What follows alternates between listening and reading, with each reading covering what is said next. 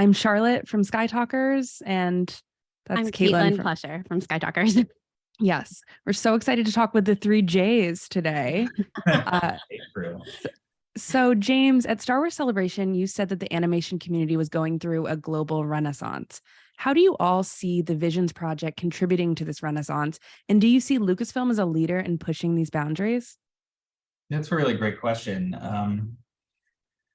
I do think I would like to hope at least that Visions Volume 2 is contributing to that renaissance, in the sense that I think it gives a platform and an opportunity to showcase so many of these incredible studios that you're in the animation community, you've seen their amazing work, you know of sort of the magic storytelling that's happening out there, and just like the evolution in medium and style and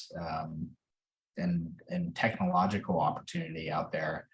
But the lay audience might not know the work that's being done out there. And so I think, look, a brand like Star Wars, a galaxy like Star Wars, that brings people to see it. I think for us, that was part of the story of this too. I mean, we wanted to make sure that the anthology was full of known studios. Obviously, Aardman has their own fan base. Cartoon Saloon does as well. But we wanted to make sure that we also had a full spectrum of talent working on this, and people could discover 88 Pictures or Triggerfish. Studio Murr's got tons of fans too, but see them do something different and new. So I would like to hope that Visions can be, a good platform in that new kind of landscape. So a lot of directors at Star Wars Celebration talked about the importance of the messages that they're sending out through their studios and subsequently these shorts, whether they're messages about hope, the beauty and traditions of their countries, or elements of social commentary. Jacqui, I was wondering if you could speak to how the development process was with the animation studios in working to convey some of their broader messages. Well, when we approached the studios, we asked them if they would like to, first of all, collaborate with us on a Star Wars story. And if they had a Star Wars story they'd like to tell. So that immediately put them in the driver's seat of, we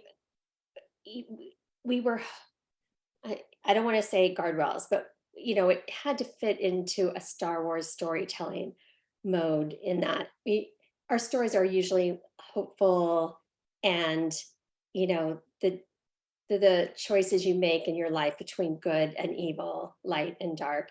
So what was great is they brought these very personal stories and they pitched them back to us. So I feel like because they were so personal. I'm sorry, what was the question? I lost the thread.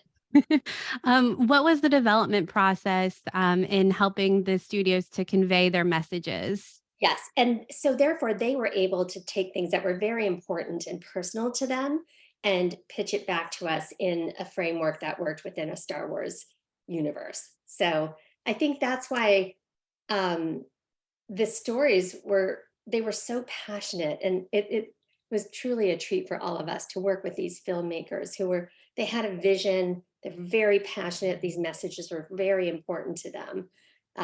So I think that's what makes all of them so special. The only thing I would add to that is that I think that's exactly right. We look for stories from storytellers that have something to say, from filmmakers that really have a voice and have deeply character stories that you could strip the Star Wars away, and it's a story that still resonates, right, thematically. So what I would say, though, is through the development process, we're pretty hand in hand in the sense of helping them find the best Star Wars expression for their vision. We don't really look at it as, we're trying to put anything in a box. We're there to help shape the best Star Wars incarnation and really help them get their best story using Star Wars elements that they might not be aware of, being good dramaturgs and good development partners for them. So it's a conversation the whole way through, but you don't have, that conversation isn't worth doing unless someone has something to say. and our goal is to help them say it as best as possible. Totally. So why do you think the short story structure is the best format for visions? I think it gives us a lot of freedom to work with a number of voices and a number of studios, and to do it economically, to be able to do it, in volumes, to be able to do a volume 2 with 9 stories, and really for the breadth of perspective, right? To really understand the power of visions through cultural perspectives around the globe, I think you need a number of them, I think the short story framework helps in a lot of ways because, a lot of these studios are busy. I think capacity is just a big question for them. And also we love short stories. We love this art form. It really boils down the emotion in a way. And you just squeeze a lot of dramatic incident and action into 15 or so minutes. And together as an anthology, it really, you start to see common themes, but just done totally differently through different Star Wars and animation lenses.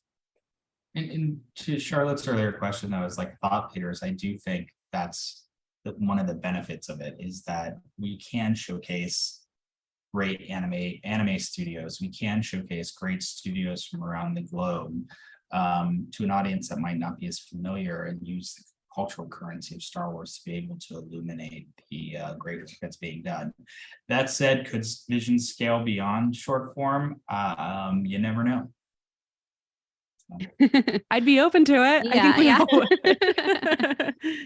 I really love the way you talked about visions, Josh, as like boiling down the emotion into that short story format, because I really feel, of course, I love volume 1, but there was something so emotional about the stories in volume 2. I felt like I was crying in a lot of them.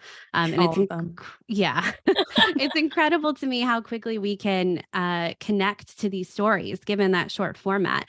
And this is something we're kind of always talking about with Star Wars, but how are we able to have these stories still feel like Star Wars, given just how vast all of these studios are? I think it's, I think James or Jacqui brought it up earlier, but I think when talking to these studios and picking and cultivating the right story to tell, is we look for the humanity. It's the human element. It's the taking Star Wars out of it. It was Magda at Aardman talking about, emigrating from Poland to the UK and being embarrassed of her mom who couldn't speak the language.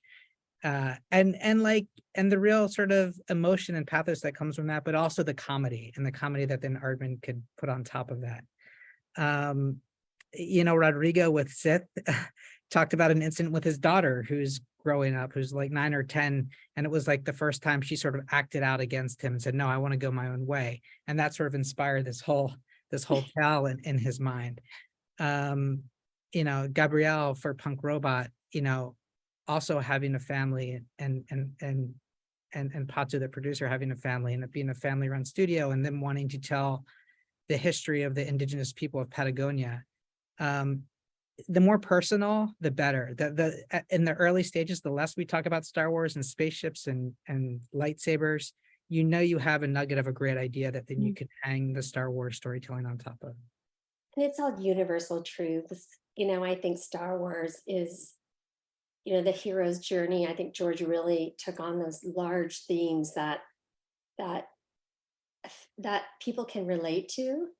And so that's why I think these things feel like Star Wars, these things about humanity and trying to do the right thing, or, trying to find your family. It's all universal truths. And that's why I think these different cultures can relate so easily, because everyone is dealing with something screwed up in their country. True. Or trying to make the break to better their life, or sometimes they think they're bettering their life, but they may not be. Yes. Thank you so much for your time tonight. We really appreciate talking with you all, and we absolutely loved Visions Volume 2. So thank you so much. Thank you. Thank you, guys. The C team, we're the J team. So true. Exactly. Perfect.